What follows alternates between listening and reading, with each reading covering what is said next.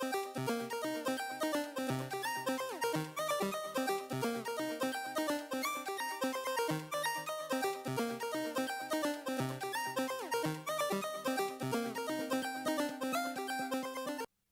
hello, hello, hello. It's the last day of Playins. Hi, my name is Sam. This is Vision Denial and our daily sweeper. For those of you who don't know, I'm going to be doing a video of every day that Worlds is on, doing a quick review and synopsis and dramatic readings of my notes that I have of every game so far. And then some thoughts about how those particular games went. You know, just so that I have some preamble. You got something between all of our larger podcast videos. Just as some heads up, I would usually put in some highlights there. I forgot to mention in the last video, these highlights are done by the VCS channel. Shout out to them. They are fantastic. Go check them out. They have a great league and some great content, and they're so extra. It's worth the look. Just also as a heads up, for those of you who don't know, Maowan was suspended for the rest of Worlds, hence Beyond Gaming was not allowed to play with their mid laner and had to play with two top laners instead. So be forewarned about that. So if you haven't watched those, it's not recommended to watch. What I'm going to read is probably going to be just as informative as instead of watching the Slaughterhouse. Also, like and subscribe if you enjoyed the video. We really appreciate those of you who watch. And let us know your thoughts below about what happened today. About, like, if you watched it. Without further ado, let's begin with Beyond Gaming versus Hamwa Life Esports. Game 1. Now, this should have been cleaner given the circumstances, but it wasn't. Hamwa Life allowed the early game to be fairly inactive, proceeded to be sloppy in engages and roams, and have fairly weak early vision. Come mid to late game, all that changes though. It's much cleaner, more organized, and they have better vision at that point. They also had some pretty solid neutral setups at this point. Beyond Gaming, on the other hand, managed to draft something with very little options for team fighting or for any win condition at that. They faltered during their laning phase, which is to be expected, and they kind of flailed around team fight to team fight. Now, that'll happen, especially if you don't have the coordination that you have with a particular player set that you end up with. And Hamwa Life are usually fairly consistent at pulling off most of these. Because that's the thing, right? They're much better coordinated as a team fight team and being slow and regular. That, like, if you just give them time, they're going to bleed you out. And if you're not fast enough and you're not coordinated enough, they will do that for you. Now, Beyond Gaming want to win. They have to draft with the expressed intention of fighting, add more engage options, and start applying more efficient vision coverage. Hamwa Life, 1-0.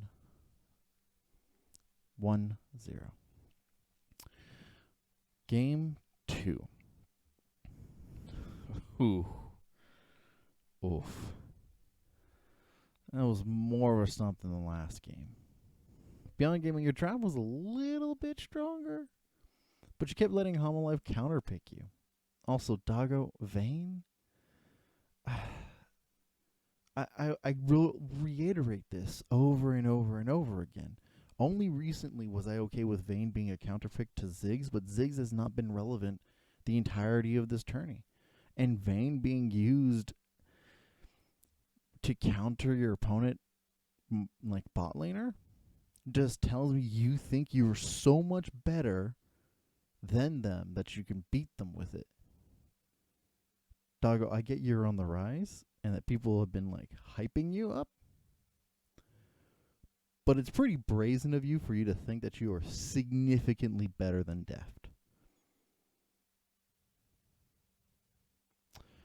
Homolife has improved all of the small issues.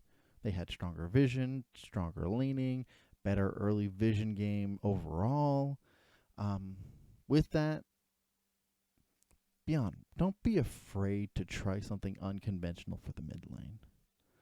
Don't just stick to something that can be flexed mid. Try something that only works in the top lane, and then roll with it. Just assure yourselves you'll have a range of engage options to work with. With that, Hololife 2-0. Game 3. Hey, look at that. They did the thing I said. It doesn't help that Homolife still have stronger laners overall, and Beyond Gaming aren't always playing towards their win condition. Now, I'm not blind to the situation either. They would have had a hard time doing so given the skill difference of Chovy versus 2 top laners. Or Chovy versus any mid laner. That doesn't stop that Doggo wasn't given attention in this game. Despite not having to age your solo laners, they were stabilized as it is. You could have just ignored them. Right? It's not like PK was having any issues. Liang was doing fine. They were not ahead or equal by any means, but they were not hemorrhaging leads. And Doggo was just there having to try to carry as he does without any assistance.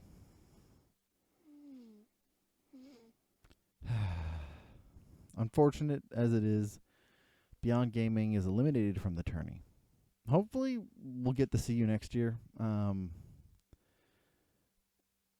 Because this is an honest, fun team to watch go through the playoffs for both spring and summer, as well as coming into Worlds as their first year. Like, this is incredible performance and results for your first year inauguration of a team. Lots of teams on their first year barely do anything, right?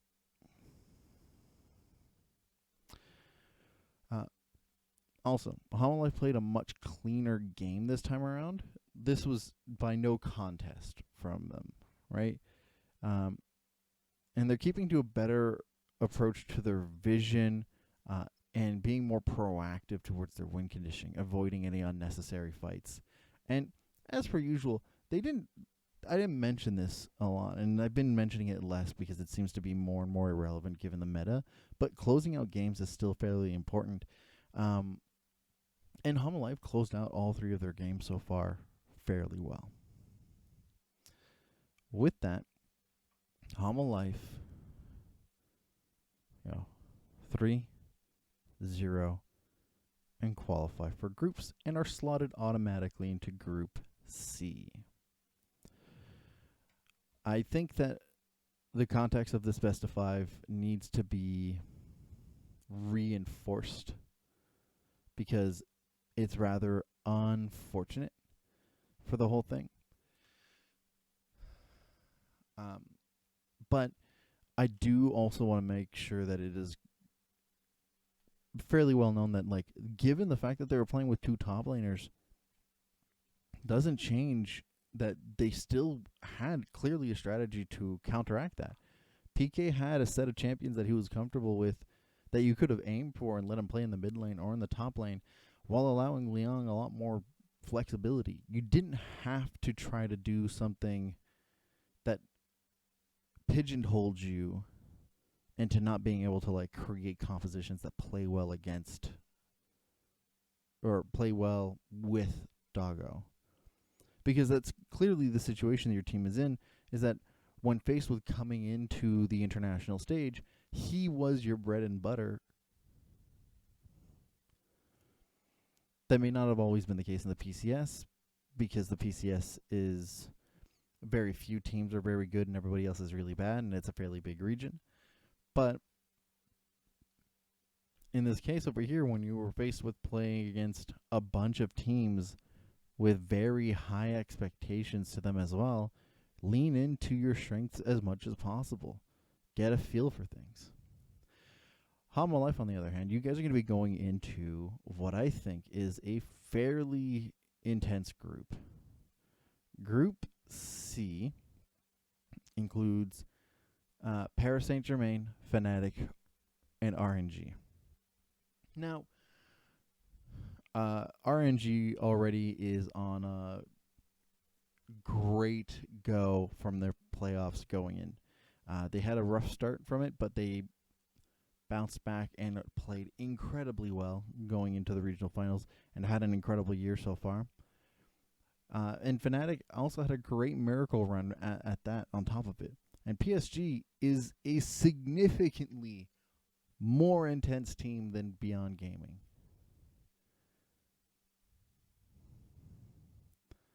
And so it's not clear cut that Hama Life is going to automatically make it out of this group.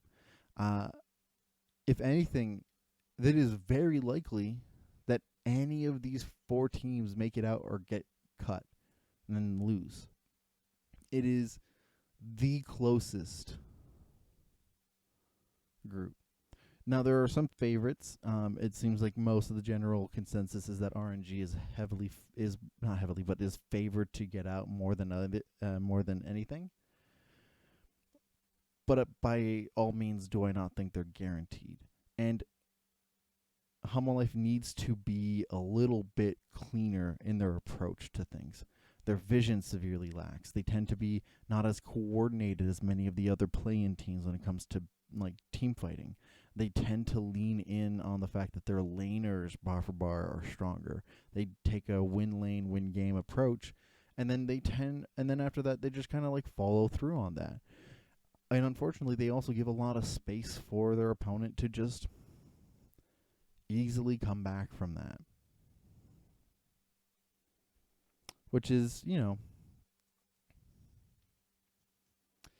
unfortunate. So hopefully they pivot and they start working better on some vision, that they make sure that they're not doing some shallow vision. They have something more aggressive, that they probably become a little bit more consistent with their neutral objectives. They're not terrible at it, but they should probably be more consistent with it and have a little bit more faith in the rest of your team. You're not in the same kind of situation as a lot of the other play-in teams where only few of your players are good. All of your players showed up. All of them. They have been the entirety of play-ins. This was not just the Chovy and Forward show. Heck, even Deft, who is questionable at sometimes, was consistent during this, during the tourney so far. Now, what do I mean by that? I mean, fewer and fewer games do I think are decided by if Deft is outpositioned. I think that we don't see it as frequently. Nor do I think that Chovy is the deciding factor in most of these games. He didn't feel like even the deciding factor for this entire series, despite the fact that that was clearly the sentiment everybody was going to go in with. So we'll see. With that, let's talk about our next series, where we have C9 versus Peace. Game 1. Now, this is the kind of game we need after a depressing best of 5. Honestly, this is really cool. The drafts were solid from both teams, and they both played towards their win conditions during the entire time. Peace answered every single aggressive move in kind, and in the early game, they had complete control over the pace and neutral setup. That said, Peace did let it slide more and more as they became over-focused with how they set up fights to gain objectives instead of how to set up and secure objectives and only fight when needed. C9 had a rougher early game, but a solid effort to slow down any win conditions set up by Peace and to garner advantages. My gripe is that they still fell into everyone must be a hero mindset, which leads to a significant amount of fights attempted and picks to go that went pieces away. That said, C9 recognize when they hit their own win conditions and close out the game efficiently. Not much I would say to change from either team, either than they both need to focus on objectives first and fights second, because it's noticeable. C9, go 1-0. Game 2. What a brutal game out of C9. It felt more calm, cool, and collected, and they just snowballed it from the 5-minute mark when Blabber kept getting fed. They still seem to be doing hero plays, but it's not as frequent, and this time it works given their gold lead. To Peace, you guys are falling for the same kind of engaged traps that C9 usually fall, and although your draft is great, you fumbled on the execution towards the win conditions. And then you didn't pivot when you were behind. And this kind of causes the ripples of snowballing that just favor C9. So my go is Peace. Create simpler compositions this time around. And aim to fight around neutrals instead of getting one player fed. C9, 2-0.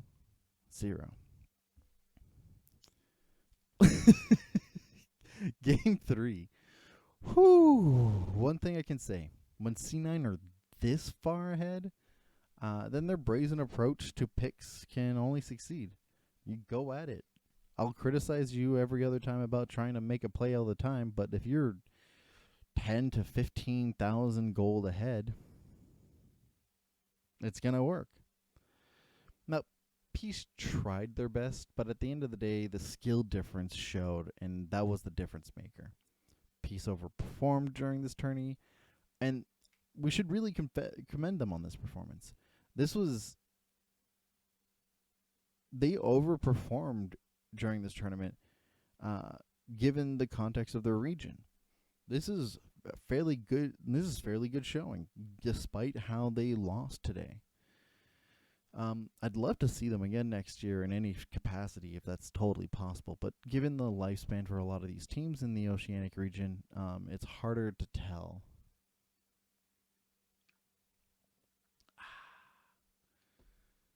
The sweet, sweet, refreshing notion that if I remember correctly, that means that all 3 North American teams have made it into groups. Yeah. Now, C9, on the other hand, have found their groove going into groups. They still have a lot to polish off, but they have a good momentum going in, especially since they're going into the hardest group. C9 go 3-0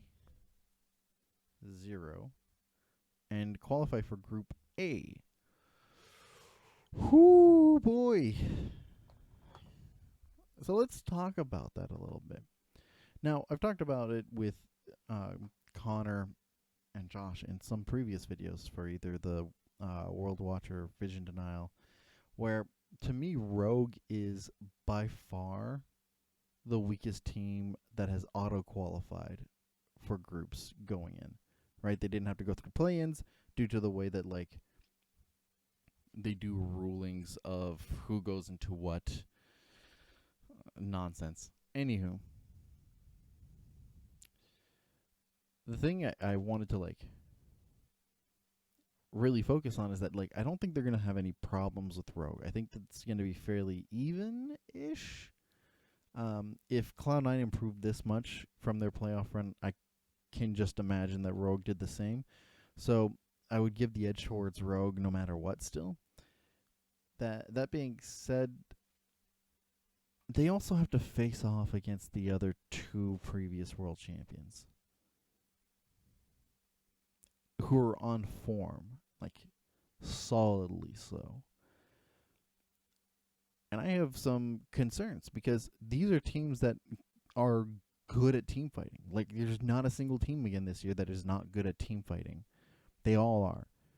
And just to how degree, and like to what degree are they good at team fighting? Well, you've got probably the two best team fighting teams here, and C9, who has a problem with having their individual players trying to make hero plays consistently and being one of the more disorganized team fighting teams. Yeah, it's not going to look good. And they do well on their preparation. Like, by no means am I going to go, oh, no, Cloud9, they don't know how to play the map. They don't know how to move around or rotate. No, they definitely do. They're a solid team by most respects, except for this one. And this is what throws their leads most of the time. So I'm forgive me to think that in 2 days they're not going to be able to shore that issue up. They're going to end up in a scenario where they're going to face off against, because every team plays only one game per day, if I remember correctly. Yeah. For groups until they get to the second half of it. They're going to go into it and likely lose 4 of their 6 games right off the bat. And maybe win 1 against Rogue because of the way that they approach securing objectives. And I'd rather not that happen. If at any given point there's like a sense of like unity about how they approach their fighting or their skirmish or their engages, or that they all decide to reel it in and make sure that they've guaranteed gold lead that matches what they need to do, that'd be great. It's just unfortunate that the latter requires that they still keep up the brazen approach regardless of what you would want, while the former makes it so that you can actually gain leads and then just go hog wild. Because I'm just hoping that this doesn't become Cloud9 trying to recreate what they did in Playins that didn't work for them all too well. They just had better laning matchups because their players are better bar for bar compared to most of the other teams.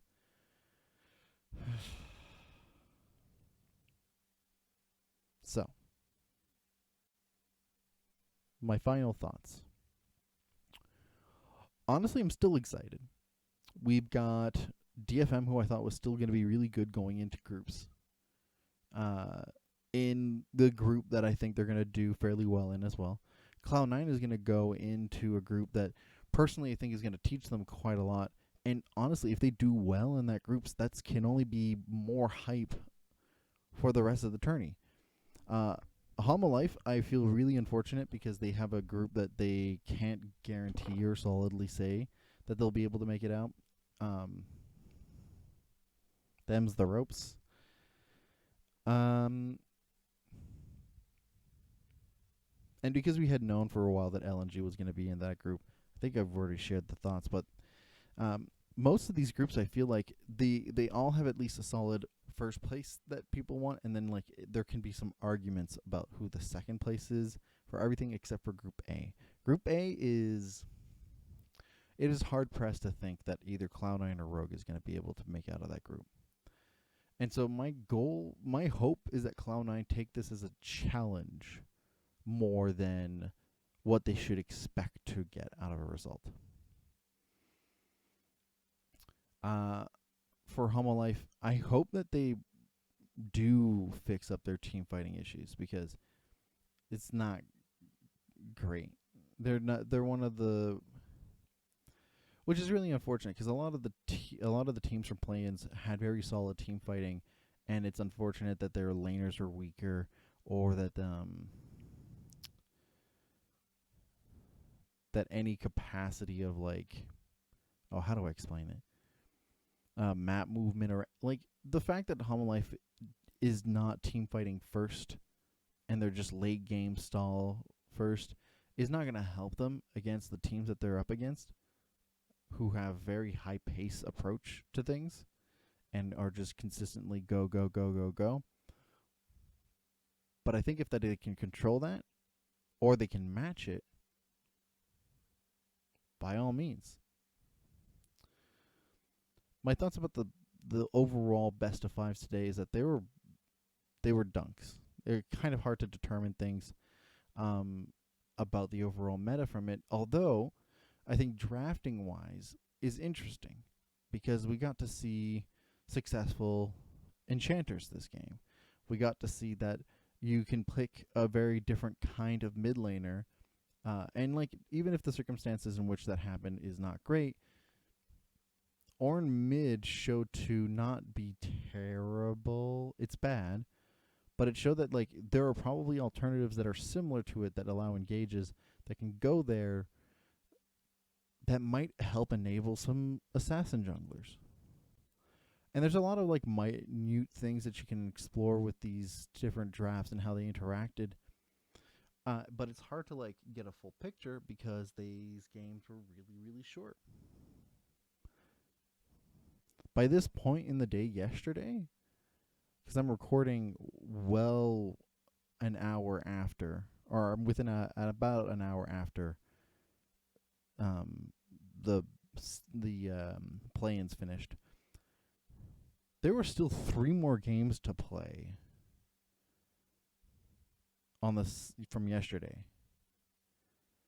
So these games were really quick. And by all means, some of them were more entertaining than others, and some of them were more depressing than others. But the drafting themselves gives us a better glimpse of what we can expect meta-wise. And what would that be? I think it's more control mages and not Ryze. I think Ryze is coming back because he's a very safe bet that people have very good experience with. He might come up more often. I might be wrong, but I think it's going to be both pseudo tanks and control mages. And that sounds like old meta, like some Renekton's and all the rest of that stuff. It sounds like an older meta, but I think that it'll suit assassin junglers better.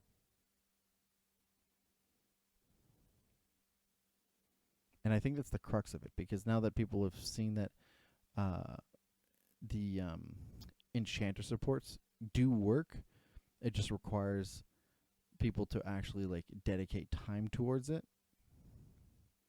They're going to find ways to get engaged somewhere else, either top lane or mid lane. I don't know. Those are the thoughts that I got from these games. It was kind of it's a mixed bag of really depressing and really good, or at least entertaining. They were not necessarily super good, but they were like really depressing and really entertaining. All of you who watch, let me know in your comments down below what you thought. And again, we really appreciate those of you who watch.